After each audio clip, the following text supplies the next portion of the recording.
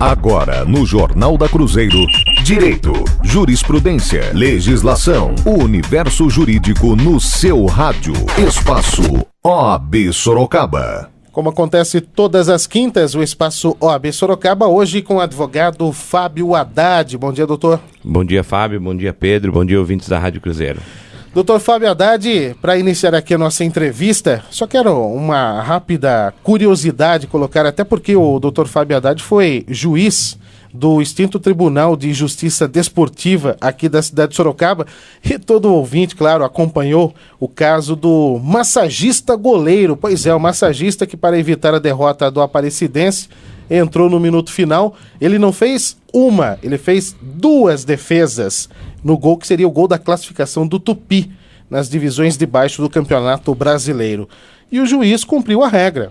Ele parou o jogo, corpo estranho no campo, deu ali a saída normalmente para a sequência da partida e os jogadores do Tupi ficaram indignados, a torcida. O massagista deixou o estádio dentro de um caixote escondido, porque a torcida queria pegar ele do lado de fora. Enfim, o juiz fez exatamente o que estava mandando a regra. Aqui em Sorocaba, o tribunal, algo parecido já aconteceu quando o senhor era o juiz e comandava aqui as decisões do Tribunal de Justiça Desportiva. Massagista, gandula, já invadiu o gramado aqui em Sorocaba, doutor? Na verdade, que eu me recorde, não. O que ocorria era que os jogos, ao ser realizados em alguns campos, assim, em bairros da cidade, ocorria era invasão de torcida, agressões a árbitros, agressões a jogadores, porque até porque eu não sei hoje exatamente como está essa situação, mas à época não era dada uma segurança adequada aos árbitros e aos jogadores, então isso acontecia muito. Agora, bastante curioso realmente esse caso, e eu pensando aqui, né, pensando até pelo lado, como eu te disse, já estou afastado já há mais de 10 anos da justiça desportiva, não sei para que rumo as coisas caminharam, mas tenho para mim que quando se fala em corpo estranho, eu fico imaginando que é realmente algo inanimado, né? Cai lá um pedaço de madeira, alguma coisa que a torcida atire ao campo, aí sim um corpo estranho dentro do campo. Eu acho que tem que ser interpretado, não adianta simplesmente falar, aplicar a regra, é um corpo estranho. Tudo bem, mas é um corpo estranho que se moveu voluntariamente até lá com a intenção de prejudicar o adversário, e que se não estivesse ali, o gol teria sido feito. Eu, na minha opinião, se eu estou aplicando aí essa regra ao caso, eu não tenho dúvida que eu daria classificação para o time, que não seria mais do que justo. Até porque o Aparecidense ele conseguiu a classificação, o Tupi não marcou o seu gol, ficou fora, e agora o caso está no STJD, que está analisando as imagens para ver as irregularidades do lance, e o Tupi ameaça até mesmo essa questão de entrar na justiça comum, que aliás é algo que a própria FIFA recomenda. Não entrem na justiça comum para assuntos de futebol. Mas eu acho que todo clube também tem o direito, se ele vê algum tipo de problema na justiça desportiva, ele tem o direito também de acionar a justiça comum para casos no mundo esportivo, doutor. Veja bem, existe algo em direito chamado competência. Algumas questões são de competência exclusiva da justiça desportiva. Então, embora o acesso ao judiciário seja livre, ou seja, como você bem disse, o clube tem o direito de entrar sim com aquela ação na justiça comum. Vai caber ao juiz da causa analisar se ele tem ou não tem competência, no sentido técnico da palavra, para julgar aquela questão relacionada ao direito desportivo, ou se ele determina a remessa daquele caso para a justiça desportiva. Aí vai ficar uma decisão realmente do juiz da causa, que vai se debruçar sobre a legislação e decidir essa questão. Mas direito, efetivamente, de entrar na justiça comum, ele tem, sim, com certeza. Vamos aguardar aí os próximos capítulos desta novela, só lembrando que o massagista é irmão do Esquerdinha, jogador de São Caetano, sim. Que passou pelo Atlético Sorocaba, encerrou carreira aqui em Sorocaba, então ele tem aí o DNA de um bom toque de bola, tanto que ele fez duas belas defesas com os pés, não utilizando as mãos. A torcida ficou bem feliz, né? Ficou muito brava, cercou os vestiários. Coisas do futebol brasileiro tinha que acontecer aqui no Brasil. Pois é. Pedro Guerra. Doutor Fábio Haddad, muito bom dia. Bom dia, Pedro. Hoje nós temos aqui manchetes dos jornais do Brasil. O Globo do Rio de Janeiro, dia decisivo. Petista já teme julgamento do Mensalão em ano eleitoral. Folha de São Paulo, novo julgamento dos réus do Mensalão está por 2 votos. Estadão, Supremo Tribunal Federal tem 4 votos a favor e 2 contra o novo julgamento. Correio Brasiliense, Mensalão perto da reviravolta no Supremo. Jornal do Comércio, dia D para o Mensalão.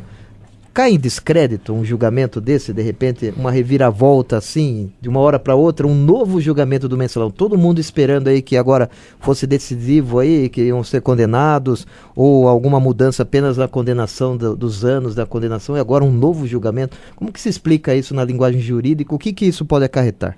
Pois é, Pedro, essa questão é realmente interessante porque...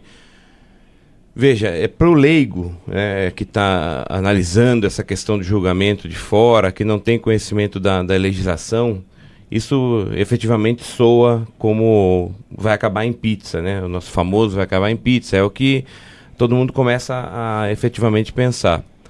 No entanto, nós não podemos deixar de pensar, e não estou aqui saindo em defesa de nenhum dos réus do Mensalão, não é essa a minha posição aqui. E sim, como você falou, do ponto de vista jurídico, tentar esclarecer até para a população como isso funciona e por que isso está acontecendo, né? Então existem previsões desse recurso no regimento interno do Supremo Tribunal Federal e que havia então uma discussão se o cabimento desse recurso havia sido extinto por força de uma nova lei. Então, mais ou menos assim, essa nova lei revogou o que estava previsto lá no regimento interno, né, para caber esses embargos de divergência.